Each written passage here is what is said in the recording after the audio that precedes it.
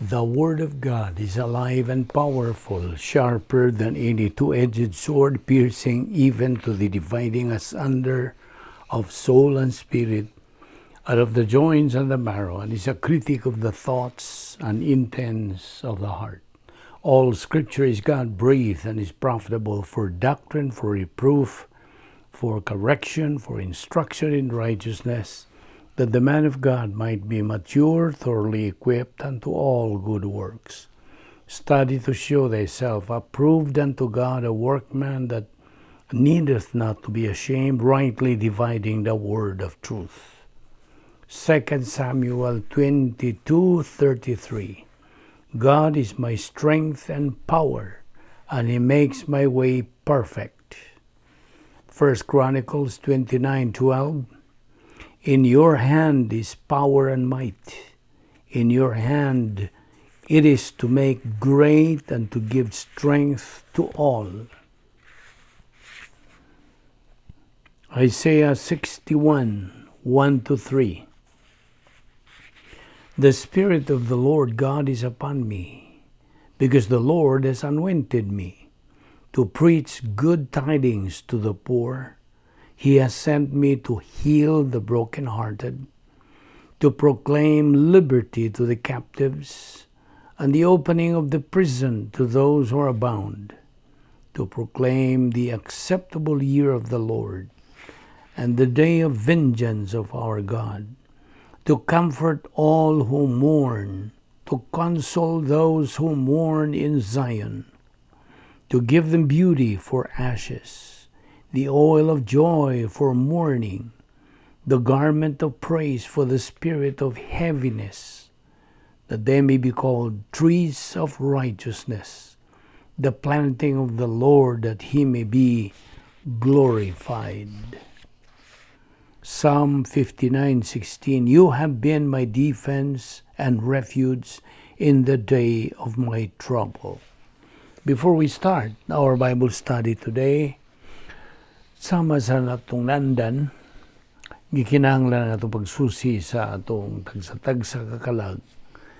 Kung nakabuhat ba kita mga sala nini nga adlaw, o gikinahanglan nga kiniisugid kini maong mga sala nga atong nabuhat ning adlaw, aron sa ingon niya na dili kini mahimong babag sa ato pagtuon sa pulong sa Dios. 1 John 1:9 mando ka nato. If we confess our sins, God is faithful and just to forgive us our sins and to cleanse us from all unrighteousness. For you unbeliever, ang imong buhaton dili kay pagsugid sa imong sala, kundi pagtuo kang Ginoo Kristo ang imong manluluwas, pinagis paggamit sa imong kabubuton. Busa mag-ampot ta karon sa hilom, agi o pangandam sa itong kaugalingon. Let us pray.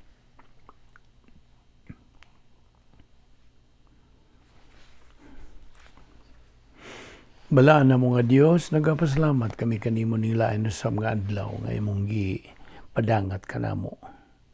Buhi pa kami sa lawas, kinigubikan lamang sa imong grasya. Dili kami takos nga mabuhi papan. Ang imong plano sa mong kinabuhi nagalihok pa man. Uban ni kami ning adlaw sa among pagpadayon, sa among pagtuon sa imong balaang pulong. Pasabta kami, tinawi kami sa klaro, tataw, bahin sa imong kamatuoran. Kining tanan among ipasalamatan sa ngalan ni Ginoong Kristo. Amen. Well, may adlaw sa tanan na ito mga subscribers, our friends, our relatives, our fellow believers, welcome once again. Giabi kamong tanan o labi na kanyo mga bago, welcome kaninyo. Aniya pa kita magadupot sa tuntunan giuluhan ng how to be a victor rather than to be a victim in life. Okay. Niya man kita magadupot bahin sa kaluwasan, atong giingon kanimo kagahapon. Believing that Christ died on the cross is history. But believing that Christ died at the cross for me is salvation. Okay? Kaya binimo ang tao, gikinahanglan nga kondinahon una, hukman una, sa dili pa siya maluwas. Remember the formula? AOS plus OSN equals spiritual death. O ako kang giingnan nga, muhatag pa ko nimog dugang mga ihimplo sa mga ihimplo sa tao nga nanginahanglan nga luwason. Examples of a person who needs to be rescued. Rescued from where?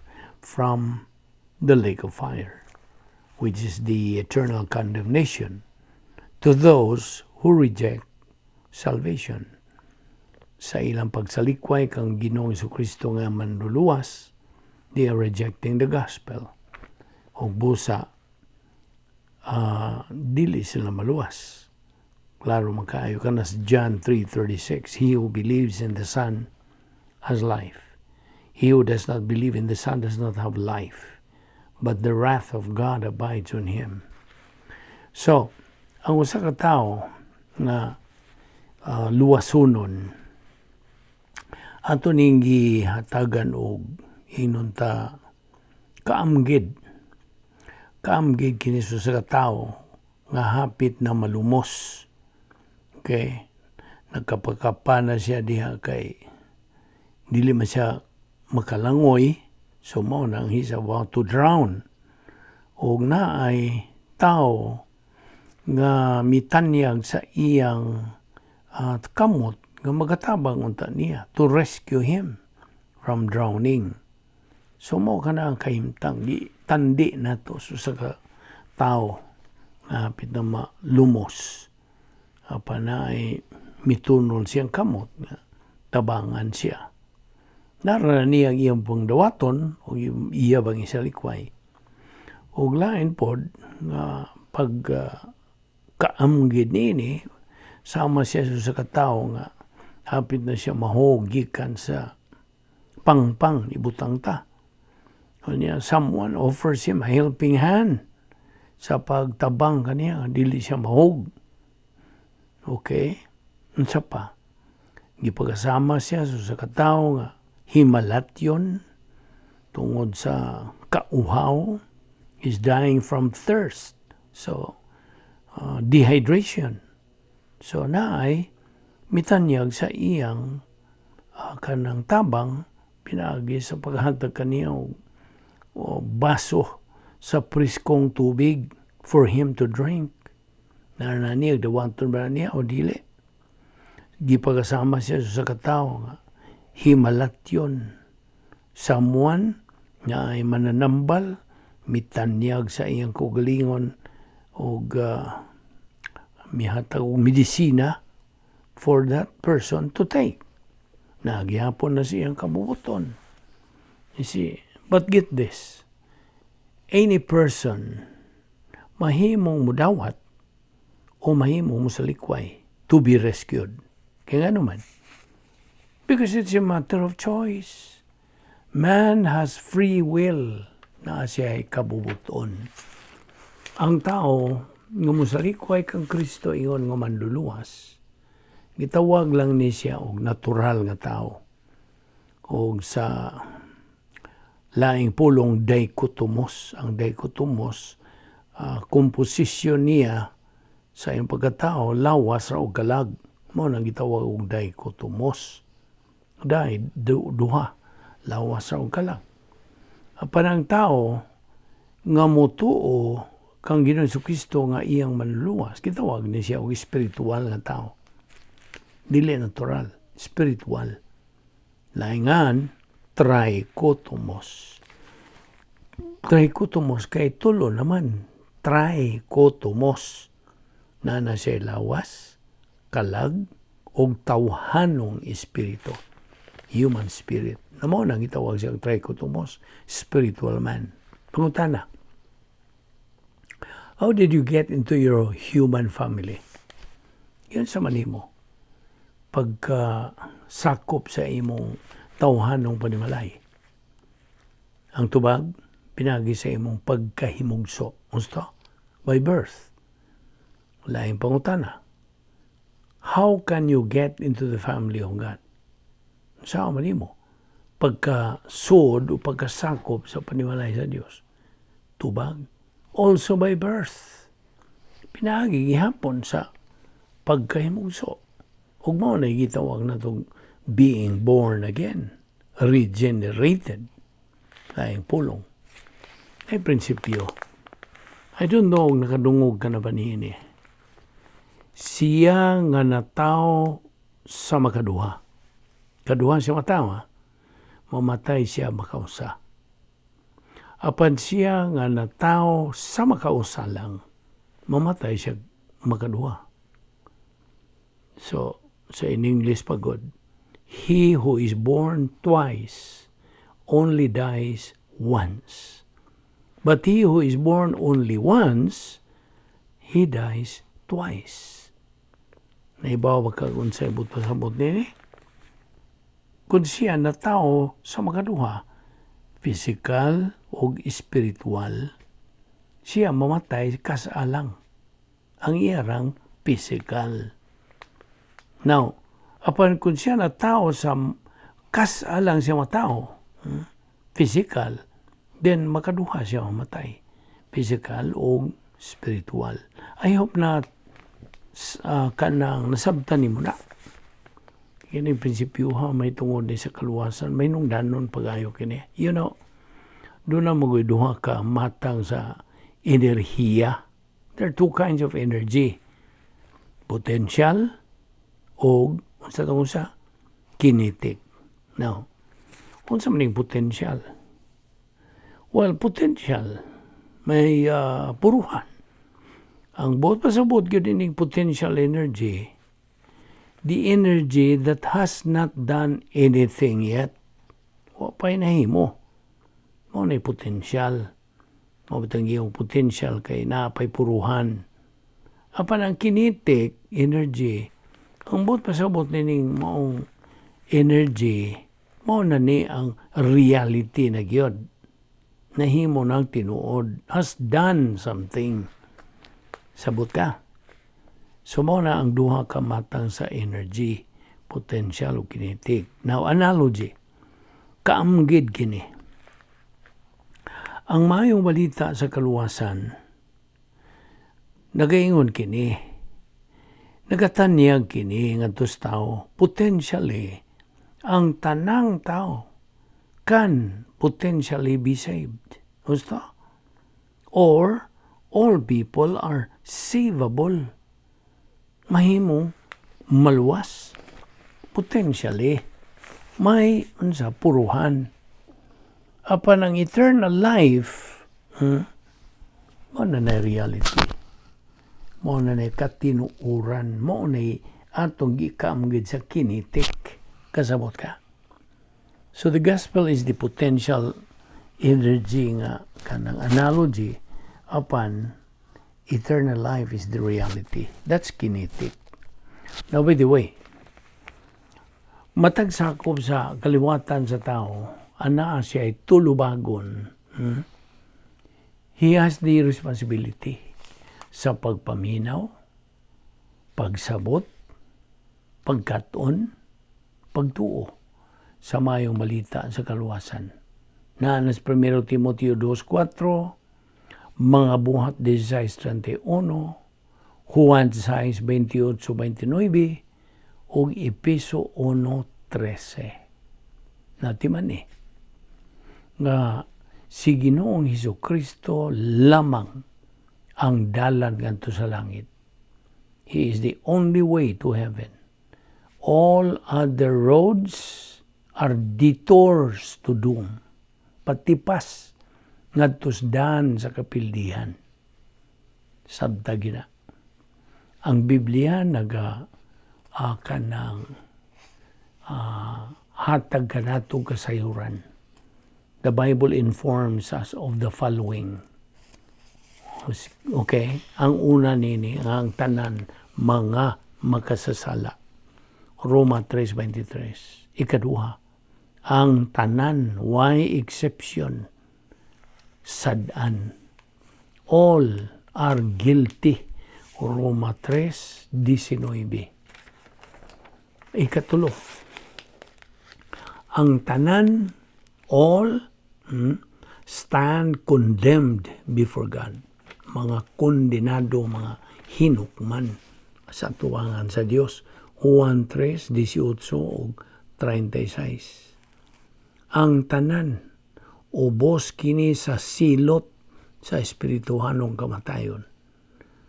All are under the penalty of spiritual death. Kung sa ibot sa spiritual death, pagkahimulag sa tao gikan sa Dios. Kay mo to akong gihatag nimo nga definition, spiritual death is eternal separation from God.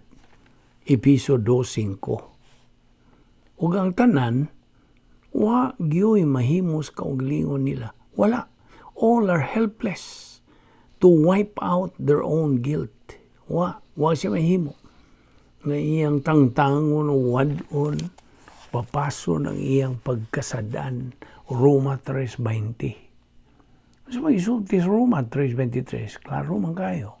Ang tanan nakasala o nakabsan sa himaya sa Dios. So therefore, is there any good reason ngano nga ikaw nga di magtutuo, dili makatuo kang Jesucristo nga imong manluluwas pagkakaron? Unsa may hinungdan? Unsa may good reason nimo nga dili ka makatuo kang Jesucristo? Inomdumi nga ang silot sa sala, ang imong pagsalikway kang Kristo nga ingon nga manluluwas is death. Second death kana, kamatayon. Apan ang gasa sa Dios mao ang kinabuhing dayon pinaagi kang Jesucristo nga atong manluluwas. Roma 6:23. Kaya binimo, man through the ages, sa dagan sa kapanahunan, has tried to bridge the gap sa bisag unsa na lang gihimos tao. Tanang paagi. Sama pa lang sa pagbuhat og mga mayong binuhatan. Pinaagi sa pagpasakop og relihiyon. Pinaagi silang kanang filosofiya o ang moralidad. Ang kining tanan, all without success. Wala. Usara gyud. Usara. The only one remedy for this problem is unsa? Ang cross. Muna, maura gyud na ang kasulbaran nining tanan. The remedy for this problem of separation. Si Ginoong Jesucristo, maura ang bugtong tubag nining maong suliran sa pagkahimulag sa tao gikan sa Dios. Sa diyang si Ginoong Jesucristo namatay dito sa cross, iyang gipayra ng atong utang sa mga kasalanan. Umaw tong iyang gibutangan na karon og taytayan ang kanang pagkahimulag. He bridged the gap gikan sa Dios nganhi kanatong mga katawhan. Now, 1 Timothy 2:5-6, unsa gisulti? For there is one God and one mediator between God and men, the man Christ Jesus, who gave himself as a ransom for all men. Now, wala ing manluluwas si Ginoong Jesucristo ra. Acts 4:12, neither is there salvation in any other, for there is none other name under heaven given among men whereby we must be saved. Romans 5:12-21, Adam's sin, ang sala ni Adan, brought spiritual death to all men, but through Christ we are made alive. Pinagi ang Kristo, kita nahimong buhi. Now, of course, kitang tanan na ang mantay kapilian. We all have a choice to make. Mudawat ka ba niya na? Umusalikway sa solusyon kasulbaran sa Dios. Naranan mo. Apan nirong dumi, Ang pulong sa Dios diya sa Juan 3:18 nagaingon, whoever believes in him is not condemned, but whoever does not believe stand condemned already, because he has not believed in the name of God's one and only Son. Di pa klaro ka na ng mga pulong sa Diyos? John 3:36, he who believes in the Son, si Ginoong Kristo, has life, eternal life. But he who does not believe in the Son does not have life, but the wrath of God abideth on him. Now, John 6:35, then Jesus said unto them, I am the bread of life.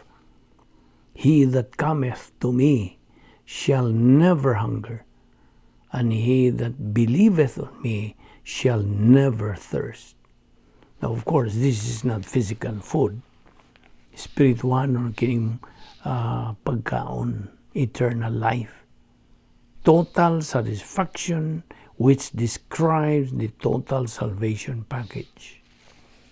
Now, of course, ang versikulo 44 niyan na nagaingon po, no one comes to me, pinagis pagtuo, except the Father which hath sent me draws or attracts. Now, of course, ang pagka-negatibo sa kabubuton sa tao, mao ni makaputol sa power supply to believe. Mao ni makaputol. Kaya ang pagtuo gud sa di magtutuo, wa na mapabuhi inunta. It's not energized. It is not enlivened. And it is not activated. O mao nga, it is non-appropriating. So, sabta gina. Na pag pulong sa Diyos, nag-ingon, yet, to all who received Him, to them He gave the right to become children of God, even to them that believe on His name. Nanas Juan 1:12. Kung balikon, let this point of doctrine be strongly emphasized, that a person who heard the gospel, siya nga nakadungog sa mga balita sa kaluwasan, unya musalikway kang Ginoong Kristo nga iyang manluluwas, kini siya nakabuhat the only unpardonable sin against the Holy Spirit. Matthew 12:31-32. Di ba nini, ako naman yung gisulti ni mo, pa akong malikon. I have told you this before and I'll tell you again. A person's attitude towards Christ determines his eternal future. So, ang pagtuo kang Kristo, dayon nga kinabuhi. Apan ang pagsalikway kang Kristo, eternidad dito sa linaw sa kalayo. Pili. Ang tao papilion. Paggamiton sa Diyos, yan ang iyang kabubuton nga, hinatag po sa Diyos. Aron siya makahimog desisyon. You see, di man mamugos ang Diyos. God never coerces anybody. Nobody is being forced. Wala. In fact, nagatahod ang Diyos sa imong kabuton, sa imong himuong desisyon. Apan, di man ang prinsipyo sa law of volitional responsibility. Kuning ibubad sa Binisaya, ang balaod kini, stulubagon sa kabubuton. Ang kabubuton raman nato mo yung mutubag. You see? Now get this. The lake of fire, ang linaw sa kalayo, nga gitawag ni karon og garbage dump sa Dios. Okay? Iyan ni garbage dump, mauni ang final destination sa yawa o sa iyang mga demonyo. And that is where unbelievers go and live for all eternity. Adto ni mauni padungan sa mga dili magtotoo. Ang linaw sa kalayo is otherwise known as di unsa, ikaduhang kamatayon. Revelation 20 verse 14. Dito sa katapusang paghukom, in the last judgment, otherwise called the Great White Throne Judgment, Mateo 25:41, nagaingon, then he will say to those on his left, depart from me, you who are cursed, into the eternal fire, prepared for the devil and his angels. Na, ang atong Ginoo nagingon ngadtos di magtotoo. Maayo pa untag, wa na lang mo mga tao. It's better off for you, unbeliever, to have never been born. Kaya ang tao god nga mosalikway kang Kristo ingon nga manluluwas, iyang gipagkabakakon ang Dios. Right? Di man makak ang Dios. Kung sa iyang isulti, tinuod man, hingpit gud siya. Amo na nga ang usa ka tawo nga mo salikway kang Hesus Kristo nga iyang manluluwas unta, actually iyang gihimong bakakon ang Dios. No timan ni ka ang tanang mga dili magtotoo, unbelievers are eternal losers. No. Kini mga di magtotoo, nag-usik-usik lang yun silang panahon. Nag-usik-usik sa ilang kaakuhan, ilang kahigayunan. They're just wasting their time, their ability and opportunity in life. Di man din na. Kaya ang tanan nga pagsalikway, all rejections of truth, pagkaarugante na, pagkamapahitason, dili na pagkamapaumsanon. Ang grabe pa gyud, ang kinalisdan nga tudluan mo ra ba kadtong mga arugante. Ang mga mapahitason mo'y kinalisdang hugpong sa mga tao, tudluan. Di ni sila matudluan. They are not teachable. Now, in fact, kung bahin nas mga di magtotoo, ang Diyos nag-andam na og inunta funeral plan alang nila. Yes, God has already prepared a funeral plan for unbelievers. Unsa man gyud kinagrabihang matang sa pagkamatay tuod be? What's the worst conceivable way to die? Pagkamatay ba cancer? Pagkamatay ba og TB? Pagkamatay ba og grabing disgrasya daan? O pagkamatay ba sa coronavirus? Mao ba? No. Paminaw. The worst conceivable way to die is to die as an unbeliever. Nga naman, tungod ka grabe ang dangatan sa unbeliever. Ang dangatan nila is a horrible place called hell. Ug diyan ra pag na paong kanang kalayo diha hangtod sa kangturan. See, their fire ascendeth forever and ever. O, wala, di na mapaong. Ang o dito, na. Kanang, di na di na mga sunog, o unsa na diha. O, ang kapait nini kay wala pagka-eskapos tao. Di na sila ka-eskapo hangtod sa wala na katapusan. Kini akong anak sa gamay pa ni sa among pagtuon sa pulong sa Diyos bahay ni sige siya lingo-lingo. Gamay pa siya ang bata. Krabihan, no? Wa na'y kahumanan hangtod sa wala na katapusan. Di gyud niya matuon. Apan karon naka-klaro na gyud siya unsa ka grabe gyud ay ang dangatan sa dili magtotoo. So, samtang dili pa ulahi mo na giawhag ka, giagda ka.